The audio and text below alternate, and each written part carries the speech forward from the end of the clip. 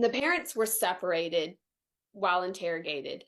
Aunt and uncle came, took the babies, both girls home, and they were told from that point on, only visits supervised for mom and dad. So the aunt and uncle were able to get breast milk from the mom so that she could continue feeding Emma. And that's how it went for a couple of weeks until Taki was arrested, where the police showed up at her home and arrested her. So by that point, they had had plenty of time to investigate, do testing. I mean, apparently they never believed it was anything other than physical abuse or even looked into that. I mean, that's what it sounds like when you're, Yes, yes, definitely. And this is fast forwarding to the future, but just so you're aware, we've been to every court hearing since that point. I'm not going to just jump on some bandwagon.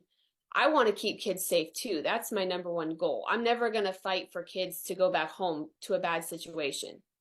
And even if I'm not a detective, if I'm not a doctor, I'm a human with a brain, with a heart. I know how to ask questions. I know how to look at the big picture. So our goal at that point was try and get to know the family and see if we can kind of help them through the foster parent side, what they can do to get their kids back, right? This wasn't from the beginning claiming innocence because I didn't know.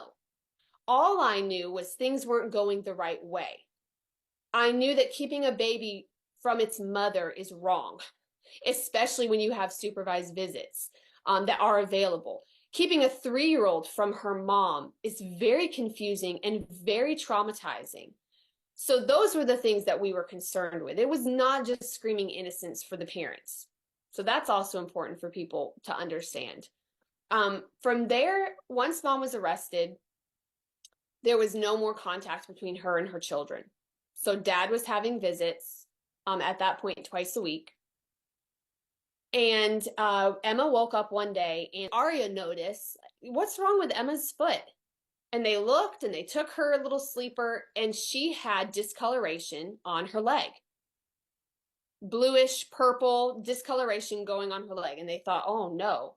They called DFACS as a good people trying to do everything they were supposed to do. DFACS said, oh, you need to take her back to CHOA.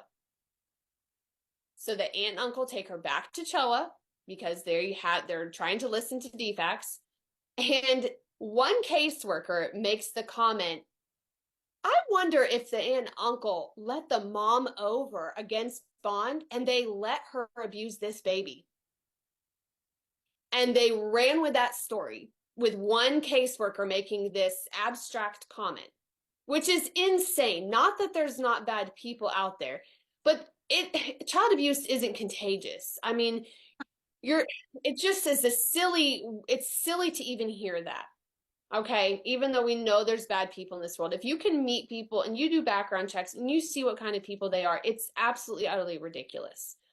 So they were immediately taken from the aunt and uncle at that point, and they had other family, fictive kin, and other relatives in other states. DFACS wouldn't hear anything of it. They would not consider calling anyone. They weren't willing to look into family in other states. It just was out of the question for them.